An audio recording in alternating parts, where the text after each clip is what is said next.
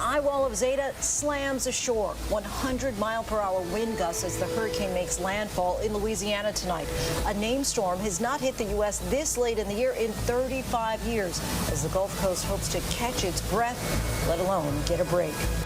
The bottleneck of energy ahead of Election Day. President Trump going all in on rallies, hoping crowds of his supporters help him gain ground while he's slipping in some polls. Biden continues to hammer Trump for his handling of the pandemic. Plus, hundreds of Trump supporters were left stranded in near-freezing temperatures for hours. Meanwhile, America keeps on voting. Millions more Americans casting their ballots early today. And while the deadlines loom for voting by mail, we take a closer look at the concern over name signing and whether signatures in 2020 are the new hanging chads from the 2000 election. COVID continues its rise. 500,000 Americans infected in just the past week. Some hospitals running out of beds and workers. Dr. Fauci urges Americans to stop making excuses about not wearing masks. And while we race for a vaccine, a closer look at just how quickly it could get to the public. And why are young black girls getting punished more often? The harshest disciplinary measures of any demographic in schools, as we hear firsthand about their experiences. It makes you question authority. Everything is questioned now. And overshadowing the Dodgers' historic moment, snagging the World Series title, star Justin Turner faces criticism for celebrating maskless with teammates right after being pulled out of the game after he tested positive for COVID. Good evening, everyone. I'm Lindsay Davis. Thanks so much for streaming with us. 6 days until the election, and the candidates are feverishly trying to convince the few remaining undecided voters why they are the right man for the job. Now, ordinarily, that's how we would have started our show, but alas, this is no ordinary year. Instead, we begin with the cruel reality that residents in Louisiana are once again battling a hurricane. Zeta is the record 5th named storm to hit that state this year. It recently made landfall as a Category 2. The fast-moving storm and its 110-mile-per-hour wind gusts are already causing destruction as it races toward the Big Easy. The mayor of New Orleans has ordered everyone off the street, and that's where our Rob Marciano is standing by. We'll speak to him in just a moment, but first, his report. Tonight, fast-moving Hurricane Zeta slamming the Gulf Coast, with high winds and surging waves as families hunker down. It does not look like we're going to escape this time. People need to hunker down and be prepared. Here comes Zeta, ripping ashore in southeast Louisiana, the 3rd hurricane to make landfall in the state in just 2 months. This time, New Orleans going to take a direct hit. This is not a drill. We do expect directly impacting the city of New Orleans. The city closing its massive floodgates. And then there's this wall, new since Katrina, just east of New Orleans, designed to keep any Gulf surge out of the city. It is huge, 26 feet high and nearly 2 miles across. 5 tropical systems striking Louisiana since the start of the COVID pandemic. Zeta coming less than a week before Election Day. We've identified in advance all of the polling locations so that power restoration efforts can be prioritized there. Our Rob Marciano is right there in the thick of it as Zeta slams ashore. Rob, is that the eye wall moving in right behind you? It is. It's cutting into the city right now, Lindsay. And we just had to step in off of Canal Street. It's getting way too dangerous here. These winds cranking through here, well over hurricane force. These giant palm trees are bending to the brink here. And construction areas, we're seeing roof tiles fly off here and all sorts of debris flying down this street. It is a dangerous situation unfolding here in New Orleans. We'll be in the eye itself in maybe 30 or 40 minutes. But until then, the strongest part of this storm is wreaking havoc on this city for sure. A city, by the way, that has been in the cone for 7 times this year. They've been threatened by a tropical storm or hurricane 7 times, and they've managed to escape those times. But tonight, they are taking a direct hit. My goodness, Lindsay, this is a powerful storm. By the way, it's the most powerful storm we've seen make landfall this late in the year in over 100 years. So yet another historical landmark for 2020 and the 2020 hurricane season. No rest for the weary, you included, Rob. Thank you so much for your coverage. We know you're going to take the precautions. Thanks so much for your reporting. And our chief meteorologist, Ginger Z, is also in the Gulf where Zeta is striking. And Ginger, what's unique about this storm compared to what we've been seeing recently? And also, where is Zeta headed? Well, Yeah, so already made landfall. Obviously, the winds here in Gulfport have really just started, and it's only going to get worse very quickly because it's rapidly moving across the land.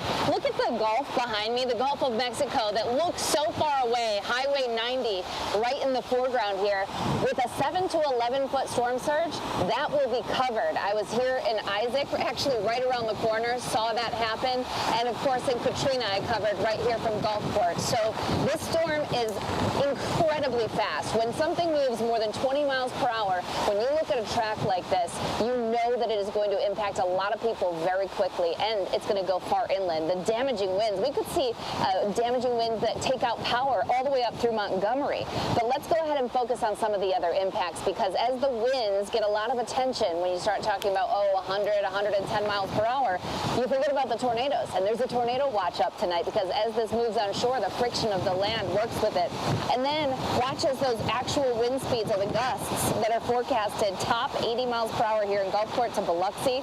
But check out Montgomery, close to 60. Birmingham could see 60. Even Atlanta by tomorrow morning, in the early morning hours, 55 miles per hour. But remember, those tropical storm watches actually go as far north as western North Carolina and Virginia because of how quickly this thing rockets to the north and east. And then, of course, mixes with enough cold air that we'll be seeing some of the folks first snow the day before Halloween. So snow on pumpkins with some of the moisture that's going to come from Zeta. But I will say, Lindsay, as I stand here in this very familiar spot, what is not familiar is a season like this. We have only had 11 landfalling hurricanes in the United States twice before in recorded history.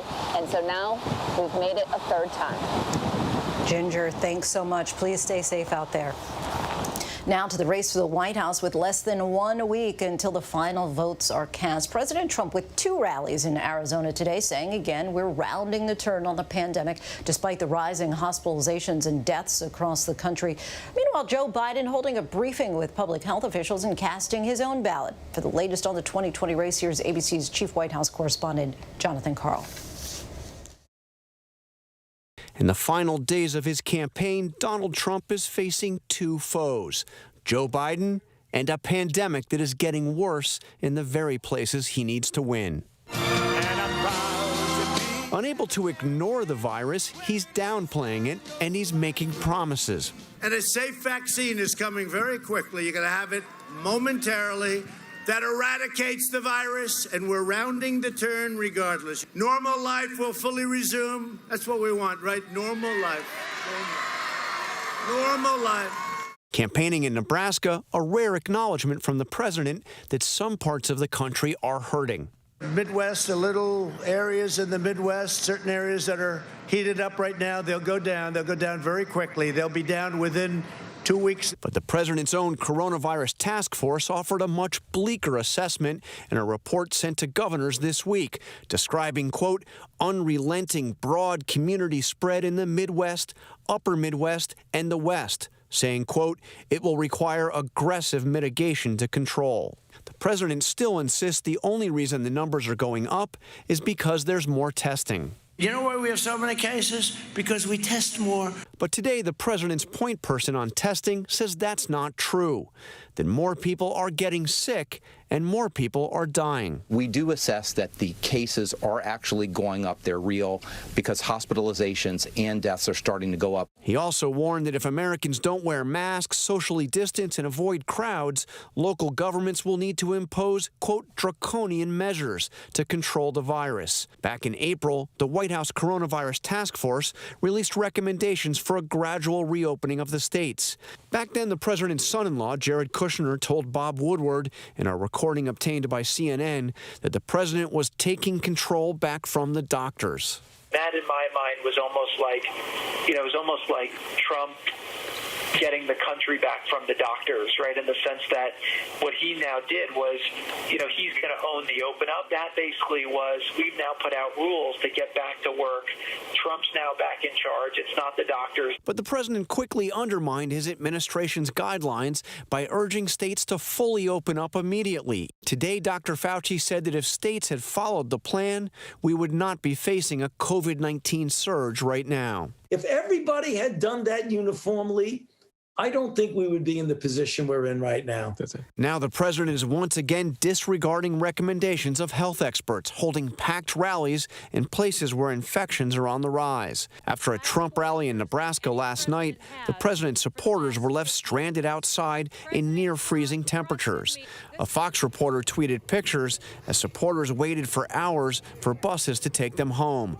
Many, including seniors, were forced to walk some 2.5 miles. Some 30 people sought help from paramedics. 7 people were transported to the hospital. Joe Biden today said it's a reflection of the way Trump has handled the pandemic. He gets his photo op and then he gets out. He leaves everyone else to suffer the consequence of his failure to make a responsible plan.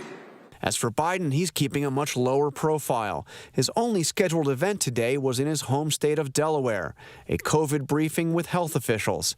After that, he went out to vote. Biden really taking a different approach to the campaigning in the final days than Trump. Jonathan Karl joins us now. So, John, what's the Trump campaign's explanation for what happened at that Nebraska rally that left all those supporters stranded? Well, they're saying a couple of things. One was the sheer size of the crowd. They said that they would normally dispatch 15 buses, and in this case, they actually dispatched 40 buses because it was such a big crowd. But that the backlog and all the big mess was primarily because of road closures. Regardless of what the explanations were, you saw a lot of people had to spend a heck of a lot of time getting out of there, many of them walking in temperatures in the low 30s, Lindsay. And the president, once again, downplaying the virus in his rally speeches. It seems to play fine with his base, but the pandemic does seem to be taking an overall toll on his support. It is in a couple of ways. One, we're seeing it in polls coming out, particularly in the Midwest, Wisconsin, Michigan. It seems to really be contributing to a fall in support, a drop in support out there for the president, a drop that his advisors will candidly acknowledge if speaking only on background. The other thing is it's also hit his number one issue. His number one issue has been the economy. And look at the stock market today, down almost 1,000 points. It's clearly having a serious economic drag as well, and that hurts him, hurts his central message. Jonathan Karl, our thanks to you. Thanks, Lindsay. And tonight, still days away from the election, and a record nearly 50 million Americans have already voted by mail, shattering the total of 33 million in 2016. But before the crush of ballots can be officially tallied, election workers must first verify the signature. So tonight we take a closer look at just how that's done and why some worry that too many ballots could be wrongly thrown out. Here's Devin Dwyer with tonight's Ballot Watch. As millions of mail ballots pour in, all eyes are on the signatures. Election officials in Washington, D.C. showing ABC News how they analyze handwriting to make sure marked ballots match real people. So each person, you scan it and their file signature comes up and you have to go look at it and wow. And if it's not signed, then we have a process where we notify the voter that their ballot was. So you give them a chance to sign it? They can cure it. The verification is an essential step before any mail-in votes can be counted. If there was no signature, we did not count the ballot. 22 states notify voters and give them a chance to cure or fix ballot signature defects within a few days of the election. But 28 states, including key battlegrounds Michigan and Wisconsin, do not. We often say that one vote, every vote, matters and counts, and sometimes that vote can really make an impact more than in other times. We need to make sure that every eligible American has their ballot counted, even if they didn't cross a T or forgot to dot an I. An ABC News analysis of the last 2 election cycles found more than 750,000 mail-in ballots were thrown out nationwide, many for not having a valid signature or for arriving late. During this year's primaries, more than 500,000 were tossed for the same reasons. Individuals who are inexperienced with mail voting tend to have their ballots rejected at higher rates. And that's an important thing right now, of course, because so many people are new to voting by mail. Researchers say signature errors disproportionately trip up younger voters and minority voters and rarely reflect attempted fraud. Sadly, what we have found is that signatures may vary for all kinds of reasons. Someone's age, someone may have had a stroke, somebody may be just moving too fast. And so in those instances, we're really pushing officials to give voters notice and an opportunity to cure any issue that you may have identified. While several states have detailed guidelines for signature matching, others do not, leading some experts to worry that a subjective analysis of a voter's handwriting could unfairly compromise their vote. Staff are undertrained, they're under-resourced, and they'll be under tremendous pressure to get results quickly. They're moving through thousands or millions of signatures in the state and verifying these signatures very quickly. And so mistakes can happen. Experts say there's a 97% likelihood that a ballot rejected for an unsuccessful signature comparison should have been counted. It's one reason why Pennsylvania's Supreme Court last week unanimously ruled that no ballots can be thrown out this year over an alleged signature mismatch. The Republicans in your state would say, well, wait a second, shouldn't we be checking the signatures to make sure they're real? If you're applying online, you need to use a state driver's license or photo ID. If you're applying for a mail-in ballot via a paper application, you need the voter social security number. So there are already multiple steps in the process that prevent from voter fraud. And then the last step that I would add is that, remember, if you attempt to commit voter fraud, that's a felony, and you will be prosecuted. But states that do analyze mail ballot signatures may soon be in the spotlight, especially if the election is close. There will be partisan challenging of signature verification and signatures in the days following the election. In many states, we can prepare ourselves for it now. A brewing potential legal battle reminiscent of the one in Florida 20 years ago. An election in turmoil, a presidency in the balance, a nation waits. But this time, instead of hanging in dimpled chads, it could come down to slant and slope and pen stop and line orientation and connecting of our letters. For ABC News Live, I'm Devin Dwyer in Washington. So potentially some different scrutiny of the ballots this time around. Our thanks to Devin for that. This week, the Supreme Court struck down efforts in Wisconsin to allow absentee ballots that arrive after Election Day to be counted. So for the latest on the vote from that critical battleground state, let's bring in Megan Wolf from the Wisconsin Elections Commission. Thanks so much for joining us. Thanks so much for having me. So I spoke yesterday with Michigan's Secretary of State, and her advice to voters at this point was to turn in ballots in person, saying, quote, don't rely on the mail. So after that Supreme Court decision, what's your recommendation to voters to make sure that their ballots arrive in time? And where does the count stand right now as far as how many absentee ballots still need to be returned in your state? Yeah, so I would agree. Absentee ballots need to be back in the state of Wisconsin by 8 p.m. on Election Day. And the USPS advises that mail can take up to a week to be returned. And so now that we're at this critical juncture before the election, returning your absentee ballot either in person to your local election official or in a drop box in your community is really the best option as well. So we issued close to 1.5 million absentee ballots in the state of Wisconsin, and there are still quite a few that are out that need to be returned. So our advice to those voters has been to get those ballots back as soon as possible. Now, 23,000 ballots were rejected in Wisconsin's April primary, which is more votes than decided the 2016 election in your state. With more Wisconsin voters voting by mail for the first time this year, is there a concern at all that more ballots will be potentially rejected? And what's being done to let voters correct any issues? So we've been doing a lot to educate voters about the requirements to make sure that their absentee ballot is counted. So that includes getting it back in time. In Wisconsin, that's 8 p.m. on Election Day. And also in Wisconsin, we required that the voter sign the certificate for their absentee ballot and that they have their witness sign their certificates and provide their address on that as well. And so we've also built in some tools in our technology to alert a voter if there is a problem detected before Election Day and to contact their local election official to get that remedied so that their ballot will indeed be counted. So it's been a combination of voter education and alerting voters if there's a problem.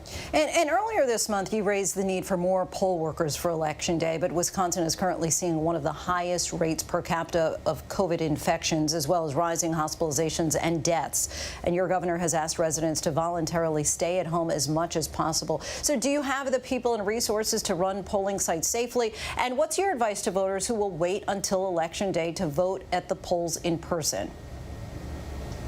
We have a higher percentage of absentee ballots than we've ever seen in a general election. So many of our voters have chosen that option to participate using absentee by mail. We're also seeing voters continue to use the in-person absentee process available in our state right now. But we expect that there'll be about 40% of our expected turnout that come to the polls on Election Day. And so we are very proud to report that Wisconsinites really have stepped up to become poll workers. And we've encouraged our local election officials not just to have enough poll workers, but to plan for contingency. In the event that someone's not able to serve because of an illness or other unexpected reason. And so it really has been a whole state approach to make sure that we have enough poll workers to process that volume. And we've also done things like getting out supplies and education to voters about what to expect at the polls on Election Day, and to ensure that that's a safe experience for anyone that chooses that option. Of course, clerks in your state can't begin to open ballots until the day of the election. So do you think that they're prepared to handle that huge influx? And also, when do you anticipate having a final result for Wisconsin? Yeah, thanks for that question. That's also been a big part of our voter education efforts. Like you said, absentee ballots in our state cannot be processed until the polls open on Election Day. Absentee ballots are processed as part of that public process at the polls on Election Day. It's publicly observable, and so they can't be opened and processed until 7 a.m. when our polls open. Those ballots have to continue to be counted until every lawfully returned ballot has been counted. And so our poll workers will continue diligently to process those absentee ballots until everyone has indeed been counted. Certification, I like to remind voters and everyone that certification always takes a number of weeks to complete. On election night, those are never official certified results. Election results actually have to be certified at the municipal level, then again at the county level, and then finally at the state level, which by our state law is December 1st, is when we certify the results of an election. Anything you hear prior to that is unofficial results. But how does the counting work? Will you count throughout the night, or you stop at a certain point and say, we'll be back in the morning and continue counting? Yeah, so Wisconsin state law, and every state is different, but Wisconsin state law does look at that tallying as one continual process, because again, it's a publicly noticed meeting where anybody can come observe that tally as it continues. So our local jurisdictions have been planning for this day. They've been planning for that additional surge of absentee ballots, and they've recruited additional poll workers and absentee ballot talliers so that they can deal with that higher volume. And many of them expect that it's going to be certainly a late night into potentially the following morning, but they're resourced appropriately to get that count done as efficiently and, of course, as accurately as possible. And lastly, I've asked several state officials if anything at all is keeping them up at night. Is there anything that concerns you most right now as we head into Election Day? The thing that worries me the most is mis and disinformation about our election process. There are people trying to confuse voters. There's misleading information either from people with good intentions or people without good intentions, as we heard from our intelligence community recently. And so I think voters really have a responsibility to find the facts about elections. So seek out the facts from your local election official, your state election official, about how elections actually work. Because we find the more that people know about the mechanics of our election process, they can see all the incredible safeguards that go into making sure that your vote is safe and secure and that our tally is accurate. Every single state official that we have talked to, and I've asked them that question, answers the same way. The concern is about mis and disinformation. Megan Wolf, thank you so much for your time. Thank you. And now to the COVID crisis in this country. As new cases explode across the American heartland, infections are on the rise in 45 states and deaths are rising in 30 states, straining hospitals and taxing healthcare workers. And the new warning tonight about just how long it could be before things finally return to normal. ABC's chief national correspondent Matt Gutman reports in from hard-hit Utah. Tonight, the virus continues to race through the heartland. It took nearly 3 months to hit 500,000 cases, but that many new cases reported just the past week. Utah, one of 32 states the coronavirus task force calls a red zone. They're desperately short of medical staff here. So you can create more beds, but you can't create more doctors and nurses. Right. We can't just make ICU doctors, ICU nurses, or floor nurses. And for ICU nurses like Michelle Marshall, each patient's death feels personal. When I fail, it's really, really hard, and I'm sure the doctors and everyone in the health community can relate to that it's just, it doesn't get easy. The White House task force urging Utah to enforce mask wearing, but some businesses bucking the mandate. A minority have even called it a hoax. What do you make of that? It's, quite frankly, it's insulting to healthcare workers and to scientists. And I haven't been spending the last 7-8 months of my life away from my family, away from my kids, because of a hoax. Cases now rising in 45 states and deaths climbing in 30 states. Tonight, more questions about how common it is for COVID patients to become reinfected. Doctors in South Dakota are investigating whether 28 people might have been infected a second time with a different strain of the virus. Dr. Anthony Fauci today warning that even if most Americans are vaccinated in the middle of next year, we might not see life back to normal until 2022. I think it will be easily by the end of 2021 and perhaps even into the next year before we start having some semblances of normality. Our thanks to Matt. Wow, potentially not until 2022 until things start getting back to normal. When we come back, the suspect accused of using body bags to conceal items stolen from homes. How police finally tracked him down. We're keeping an eye on Philadelphia after 2 nights of unrest there. City officials have enacted a curfew. But up next, a pharmaceutical companies inch closer to finding a vaccine. The big question, how are they going to get it to every American eligible to take it? We'll take a look at the distribution challenges that may lie ahead in this week's Vaccine Watch. Stay with us. 32 million Hispanics eligible to vote in this election. The potential power of the Latino vote in America is... They would have a tidal wave impact. And now, with the most consequential election of a lifetime closing in fast, what will be their impact? Latinos, exercise your right. Hay que votar. Vote! From ABC News, powerful, astonishing, revealing, historic. America's future. The power of the Latino vote. The event special, now streaming on ABC News Live. It was a spectacle. Aunt Becky on a perp walk. That's wild. These wealthy parents tried to rig the college game, but in the end, they would be the ones getting schooled. Operation Varsity Blues. $75,000 to get any test scores you would like to get. Sounds like a deal to me. So, think you know everything about this crazy story? Don't be so sure. Their mouths just dropped open. I'm Whoopi Goldberg. This is The Con. Buckle up. Tonight on ABC.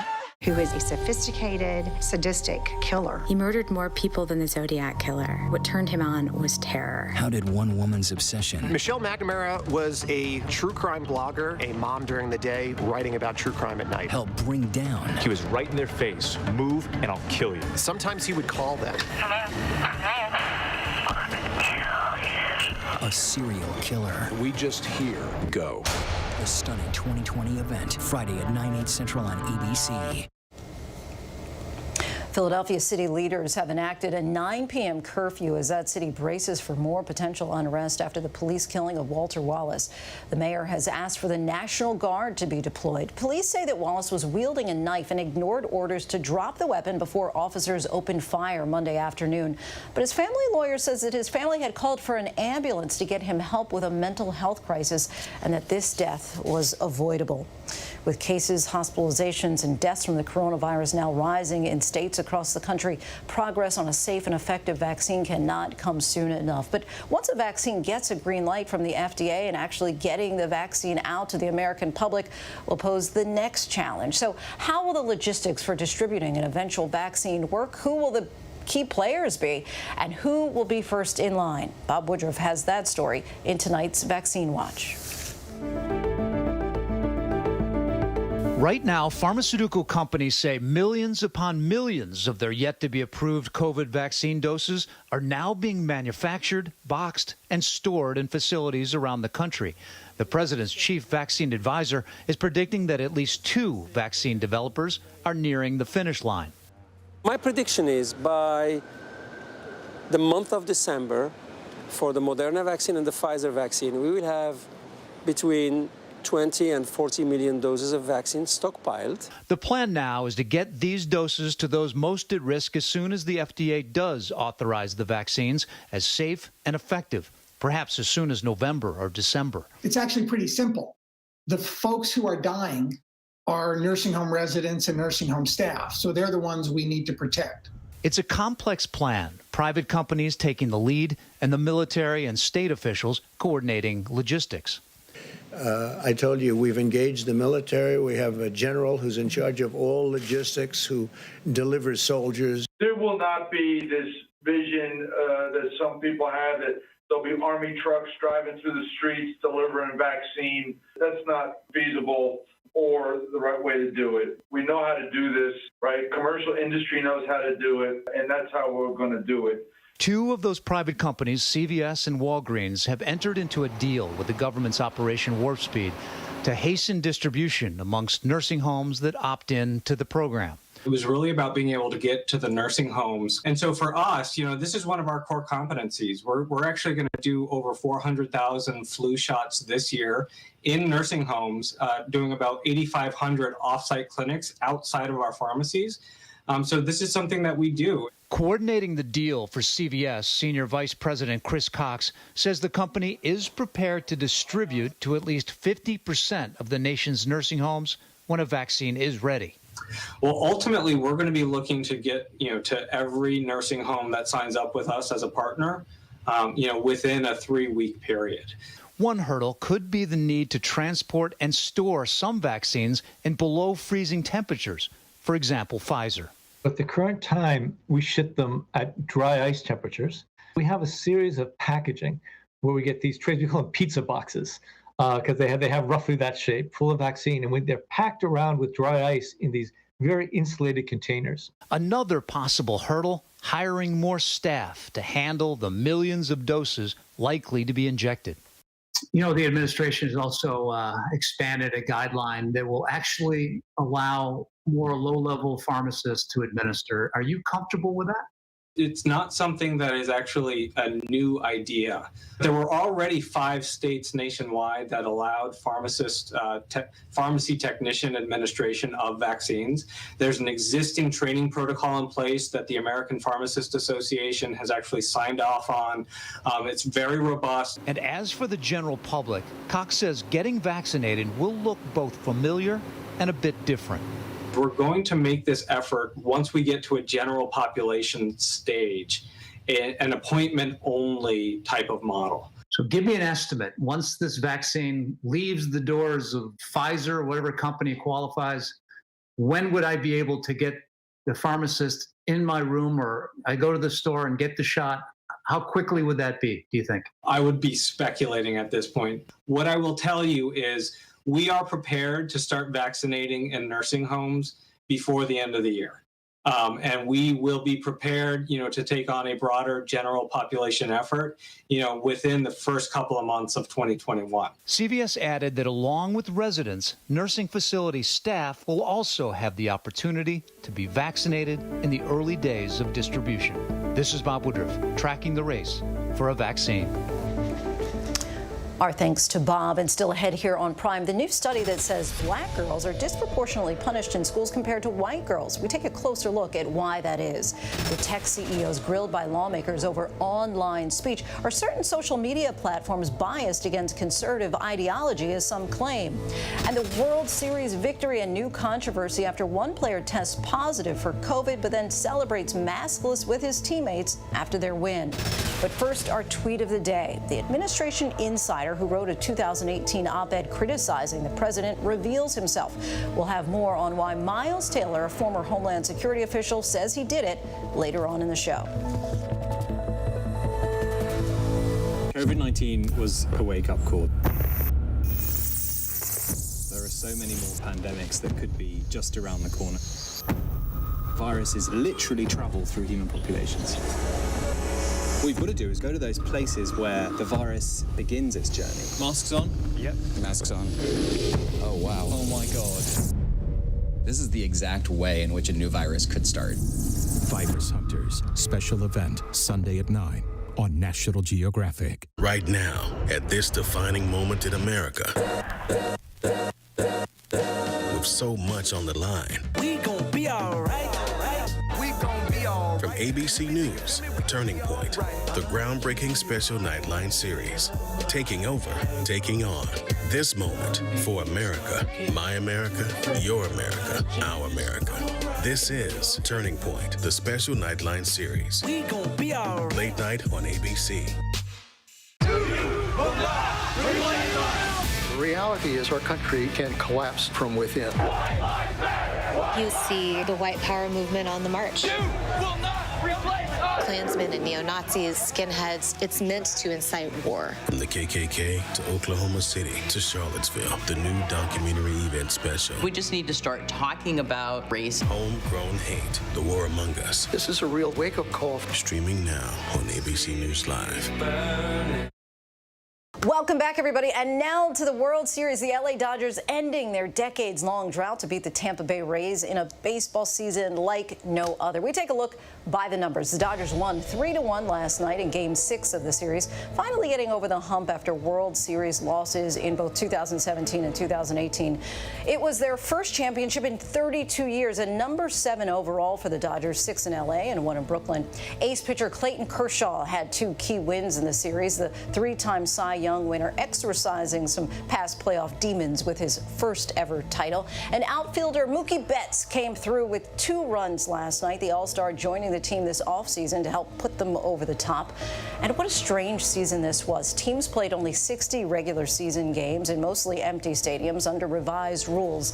Then the Dodgers spent the past 3 weeks in a makeshift playoff bubble in Texas to help contain any potential COVID outbreaks. But one positive test result came late last night for the Dodgers' Justin Turner, who was pulled from the game in the 8th inning. But Turner broke protocol to return to the field unmasked to celebrate with his teammates, sparking a Major League Baseball investigation. The Dodgers' long-awaited victory came just 16 days after the LA Lakers won the NBA championship, making Los Angeles, for now, America's sports capital. And we still have a lot to get to here on Prime. Certainly you've heard about the record early vote, but have you heard about the Florida woman who showed up to vote in labor and what she decided to do next? Another brutal day on Wall Street, the worst since June. Why investors are so concerned right now. And incredible technology now being tested, Bluetooth, putting thoughts into words. Could this be the future? One man explains how it worked for him. But first, a look at our top trending stories on abcnews.com.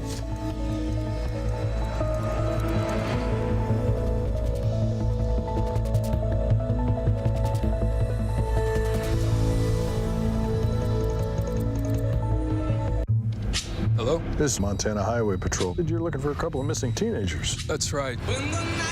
Last seen in a red Focus. The steering wheel is getting stiff. Lock the door. We're fine.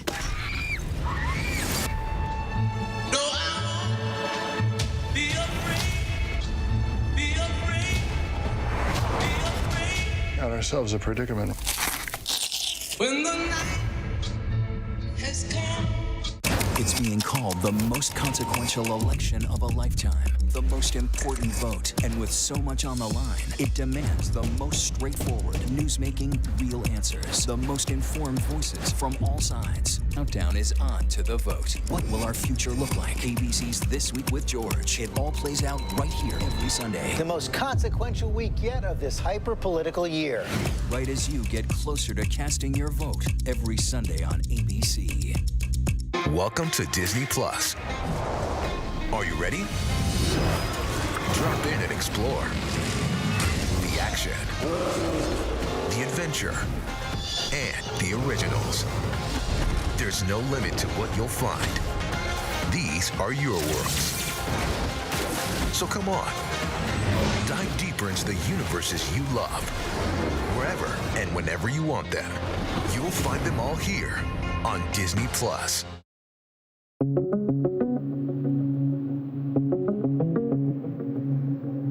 Questions about whether the Trump administration has been politicizing the pandemic response. The president's son-in-law and senior advisor Jared Kushner recorded in an interview with journalist Bob Woodward in April. The audio obtained by CNN, in which Kushner says this about President Trump pushing states to reopen. You know, it was almost like Trump getting the country back from the doctors, right? In the sense that what he now did was, you know, he's going to own the open up. Today, cases of COVID-19 rising in at least 45 states and most of the battleground states, including Michigan and Wisconsin, places the president won in 2016. Vice President Pence traveling to both states today. We're making the turn. Normal life will fully resume. That's all we want. We want normal life. Joe Biden in Delaware hitting back. It seems like he just doesn't care much about it. And the longer he's in charge, the more reckless he gets. It's enough. Biden also taking a shot at the Trump campaign's handling of a rally in Omaha last night. Hundreds of supporters bussed in, but a traffic jam leaving many stranded on the tarmac in near freezing temperatures for hours after the event ended. At least 30 needing medical attention. It's an image that captured President Trump's whole approach to this crisis. He gets his photo op and then he gets out. The Trump campaign saying road closures were to blame and that the campaign works to provide the best guest experience, saying we care about their safety. Miles Taylor, a former official at the Department of Homeland Security, has revealed himself as anonymous. Taylor admitted to writing the New York Times op-ed 2 years ago critical of the Trump presidency. On Capitol Hill today, the CEOs of Google, Twitter, and Facebook being asked about how they moderate or fail to moderate content posted by users. Mr. Dorsey, who the hell elected you and put you in charge of what the media are allowed to report and what the American people are allowed to hear? And why do you persist in behaving as a Democratic super PAC, silencing views to the contrary of your political beliefs? We're not doing that. We realize we need to earn trust more. We realize that more accountability is needed to show our intentions and to show the outcomes. Lawmakers are discussing Section 230, a law that protects social networks from liability from their users' posts. Without 230, platforms could potentially be held liable for everything that people say. Stealing from a dead man? That's what San Diego police allege this video shows. After police discovered the body of a 60-year-old man dead in his home from natural causes. Family reporting things had gone missing. Detectives say this surveillance video shows a mortuary services worker entering the home with a gurney and empty body bag, allegedly filling it full of war relics and leaving again. His second trip to the home. Police later tracked down and arrested 49-year-old Sammy Gates, finding safes, jewelry, watches, and more. It's believed there may be several other victims.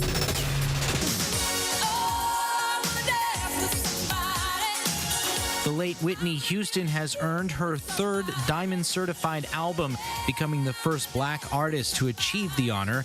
The Recording Industry Association of America announcing today that Houston's album Whitney has reached diamond status, the equivalent of selling 10 million albums. Next week, Houston will be posthumously inducted into the Rock and Roll Hall of Fame. Welcome back. 75 million and counting. Putting it another way, more than half of the total vote from the 2016 election. Those ballots have already been cast. Usually Democrats engage more in early voting, but this year Republicans are closing the gap. For the latest on where things stand, we go to Marcus Moore. Tonight, the early voting tsunami continues. 75 million casting their ballots across the country. Texas leads the nation with more than 8 million already voting. That is 90% of the entire vote from 2016. Hey, nice to meet you. Let me give you Democrat Beto O'Rourke lost a narrow Senate race in 2018, but saw a huge increase in turnout. He is now canvassing with COVID restrictions to try and turn the state blue. Texas could end this country's national nightmare on the night of November 3rd. Biden trails by just 4 points in the polls. The Republican governor going door to door himself to hold off the challenge. I work in the oil and gas, so what Biden and Kamala Harris have said is very scary. In the battleground state of Florida, nearly 7 million have voted, surpassing the early vote from 4 years ago by 300,000. Enthusiasm at a fever pitch. In Orlando, a woman showed up to vote just after going into labor, refusing to go to the hospital until she filled out a ballot. I was letting her know that November 3rd by 7 p.m. that she had to drop it off, and she told me, no. I want to fill it out right now. Republicans in the Sunshine State making a surge. On Monday, they trailed Democrats in early voter turnout by more than 350,000. That is now down to less than 250,000 in just 2 days. Officials in a number of states bracing for an avalanche of mail-in ballots. Nearly 50 million sent in, but more than 40 million ballots not yet returned. Tonight, this warning. It's now important to return your ballots in person. Don't rely on the mail, regardless of what state you're in. Get your ballots in by your state's deadline. Lindsay, tonight the post office is warning voters that they should allow at least a week before their state's deadline to get their ballots in the mail. And they also report that their on-time deliveries are below the normal rate. And it's important for people with mail-in ballots to remember they can go to their local drop box location and deliver those ballots by hand in person to make sure their vote is counted. Lindsay.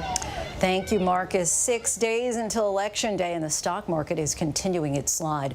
The Dow fell 943 points today, or 3.3%. It was the worst day since June. Investors are concerned by the new drastic lockdowns, particularly in Europe, and the soaring cases here as the hopes for a quick economic rebound continue to fade. Well, this year, the unequal treatment of people of color from authority figures has been thrust into the national spotlight. But there's a new study that finds that this actually begins at an early school age and that black girls are disproportionately being punished compared to their white counterparts. Janae Norman examines this issue.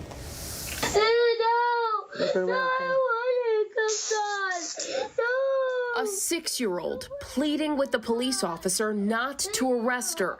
Please let me go. Okay, come on. You can tell me what happened in the car, okay? The tough-to-watch scene captured on body camera footage in September 2019 shows what happened as an Orlando officer hauled Kaya Roll away from school after she kicked a teacher during a tantrum. Please. The first grader placed in handcuffs and taken to a juvenile detention center to be booked and fingerprinted. Just let me go. They explained to me she was having her photos taken, her mugshots taken, and she was being fingerprinted. And as I went around the entrance of the doorway, at the left was a desk. And on that desk, truth be told, were mugshots of Kaya. But what her grandmother Marilyn says hurts even worse than seeing her 6-year-old granddaughter's mugshot is the disappointment she feels with Kaya's school, where she says officials were already aware that Kaya had sleep apnea, which was triggering the young girl's tantrums. A lot of people say, well, why didn't we tell the school was going? The school was very familiar with what was going on. We were working with the school. It's not like it just happened and they didn't know what to do. This incident, like others that have sparked outrage after videos of them went viral, are playing out in schools across the country. And the data showing a disturbing trend. Young black girls facing some of the harshest disciplinary measures of any demographic in our nation's schools. According to a recent study, black girls are 5 times more likely than white girls to be suspended from school and 4 times more likely to be arrested. Black girls are experiencing this reading of their behaviors as more adult-like when they're as young as age 5, and that it peaks when they're between the ages of 10 and 14. Adults are then engaging with black girls as if they are black women, which means that we're more likely to have this perception about black girls as needing less protection, less comfort, less nurturing. This adultification of black girls affecting even the way they're perceived doing normal childhood activities. Zuleika McKintry says it happened to her daughter. I get a call stating that he needed to take my daughter vitals because she was hyper and giddy. I'm not gonna lie, immediately. It was never no why, what did she do? Immediately, I snapped. Like, what do you mean her vitals? She's 12, she's hyper and giddy, that's normal behavior. The now 14-year-old sharing with us what she says led up to being strip searched at a Binghamton, New York middle school last January, along with 3 of her friends, all students of color. The school denies the allegations. So you were going from the cafeteria to where you were supposed to be? Yeah, but it was a little late. The girls say they were on their way to their lunch activity when they were stopped by school officials for laughing. The principal calling their parents that afternoon, reportedly telling them he was concerned that they were, quote, hyper and giddy. He said their behavior was abnormal. So when he said that, I already knew what it was. I was like, are you trying to say that my daughter was high? The girls, speaking out for the first time, tell us they were detained in the nurse's office where one by one they were called to be searched. Chandelier and Zuleika's daughter saying they were told to undress. She told me to zip down my sweater, but I didn't have a shirt. And like as I was zipping it down, I zipped it back up, and I told her that I wasn't going to do that. So she had you take off your clothes until you're in your tank top, your bra, and I was in my bra and my panties. Just your bra and your underwear? Yeah. Their friend refused to take off her clothes. She was like, take off your socks. I'm not taking off my sweater. After being searched and their belongings inspected, school officials finding the girls had nothing on them. Lawyers representing the district issuing a statement to ABC News that reads in part, 4 middle school students were missing from their lunch period activity for approximately 15 minutes, and when school administrators located them, the students presented symptoms that suggested the school nurse should provide a standard health and safety check. The nurse performed this standard check, during which the girls remained clothed. After their visit to the nurse, the students returned to their classrooms without incident, complaint, or discipline of any kind. Surveilling, the bodies of young people because their joy is perceived as suspicious is just unacceptable. This treatment of Black girl bodies as something to be policed, something to be controlled, something to be monitored. It stems from harsh, the harsh vestiges of slavery. And we have to reconcile that. In both the Binghamton and Orlando incidents, the families are convinced race played a major role in the actions taken against their girls. So what went through your mind when you found out that your daughters were pulled into the nurse's office, not only detained without you knowing, but told to take off their clothes so that they could be searched? As a parent that lives here in Bloom County, it's not unheard of. So it's a shock that it's my kid, but Right. It's not a shock that it happened to a colored kid. Right. Kaya said to me one day, she said, Grandma, I know why this happened to me. And I said, why? Thinking she was going to say, because I have the medical condition and I had sleep apnea. And she says, it's because, and she said, I'm a little child of color. Her grandmother says since her arrest, Kaya, now 7, has been diagnosed with PTSD and separation anxiety. She's had to switch schools and has developed a fear of strangers. Her grandmother says she fears for her future and the long-term impacts of the trauma she endured. She could react negatively to a simple traffic stop, and she could speed off and maybe crash the car, or she could maybe react violently to the officer and get shot or something, because, the officer doesn't understand that she had a trauma. The teens in New York describing how they feel their lives have changed and saying they continue to deal with the fallout from that day in the nurse's office nearly 2 years later. I don't like opening up to nobody. I don't open up to nobody, not family, not nobody. And still to this day, I do not talk to nobody about nothing.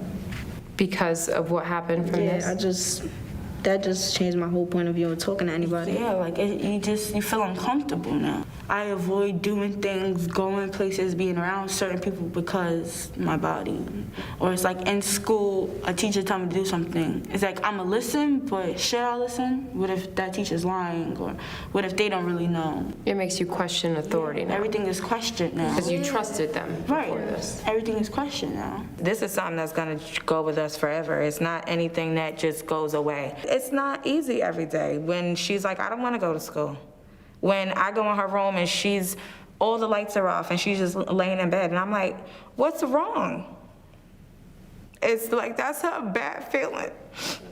Dr. Monique W. Morris, who's written about the damaging effects of over-disciplining young black girls, says these examples of arresting a 6-year-old and strip-searching girls for being hyper and giddy are examples of what she calls push-out, making these girls more likely to struggle in school and increasing their chances of ending up behind bars or, even worse, on the streets. We've modeled much of what we've created in our learning spaces from the politics of fear that tell us we need more guns, we need more surveillance, we need harsher punishment. Chandlerlia and Zuleika say they want justice for their daughters. With the assistance of the NAACP Legal Defense and Educational Fund, they filed a lawsuit against the school district. The case is in the pre-trial phase. I do feel like the districts, I don't think that they thought that these girls had parents who was going to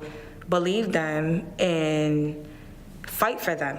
I'm gonna go as far as it's gonna go until justice is served because I believe what my daughter said. One of the officers involved in Kaya's arrest was fired days after taking her into custody. Maryland has worked alongside Florida legislators to get the Kaya Roll Act passed, a first step to putting procedures in place for arrests involving children under 10. Now they're pushing for a law that would make arresting children under the age of 12 illegal statewide. We're not going to give up until we can have that law changed that allows 6-year-olds to be arrested. Kaya remains resilient and isn't letting the trauma break her spirit. She wanted to be the first female president, so that's what she wants to be. So I told her the sky is the limit. She only has to reach for her dreams. And if I lose at being president, I'm going to be mayor. Janae Norman, ABC News, New York. Our thanks to Janae for that look at how and when the seeds of distrust can be planted. And when we come back, if you can think it, you can type it. Coming up, some incredible new technology. Who is a sophisticated, sadistic killer. He murdered more people than the Zodiac Killer. What turned him on was terror. How did one woman's obsession? Michelle McNamara was a true crime blogger, a mom during the day, writing about true crime at night. Help bring down. He was right in their face. Move and I'll kill you. Sometimes he would call them. A serial killer. We just hear go. The stunning 2020 event, Friday at 9/8 Central on ABC. It was a spectacle. Aunt Becky on a perp walk. That's wild. These wealthy parents tried to rig the college game, but in the end, they would be the ones getting schooled. Operation Varsity Blues. $75,000 to get any test scores you would like to get. Sounds like a deal to me. So, think you know everything about this crazy story? Don't be so sure. Their mouths just dropped open. I'm Whoopi Goldberg. This is The Con. Buckle up. Tonight on ABC.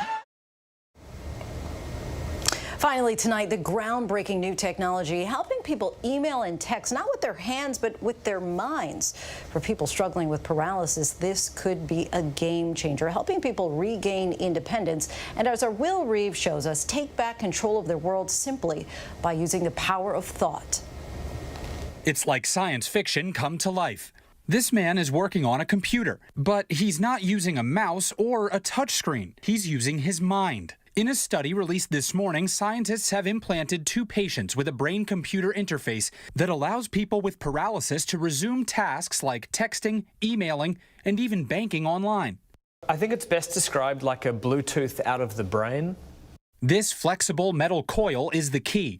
Placed in a blood vessel in the brain, it takes electrical impulses from the motor cortex, which controls the muscles in our body, and in combination with a computer eye tracker, it wirelessly transmits the desired action to a computer. So our patients have been able to learn how to text message, to email, to use a word processor, to use the internet, and then to do critical tasks like shopping and banking online. 60-year-old Australian Philip O'Keefe is one of the first people to have the device implanted in his head. The father of two, diagnosed with the neurodegenerative disease ALS in 2015, now has trouble controlling his fingers and elbows. I can't write with a pen anymore. If I try to type on the keyboard, it's basically one hand, one finger at a very slow pace. Computer work was becoming difficult for him. But a few months after he received the implant in April, he sent his first email.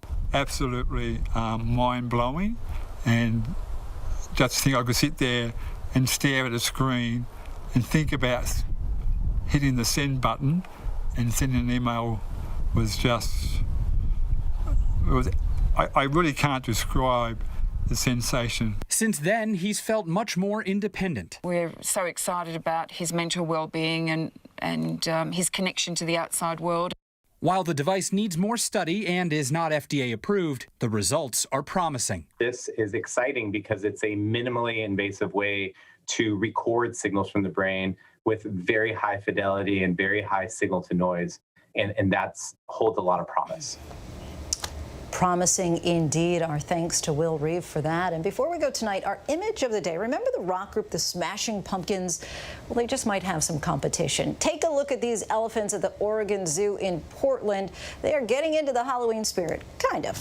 Take a look at the smashing 800 and 600-pound pumpkins like they are nothing at all. Now, this activity was probably a lot easier than zookeepers finding some costumes for these massive animals.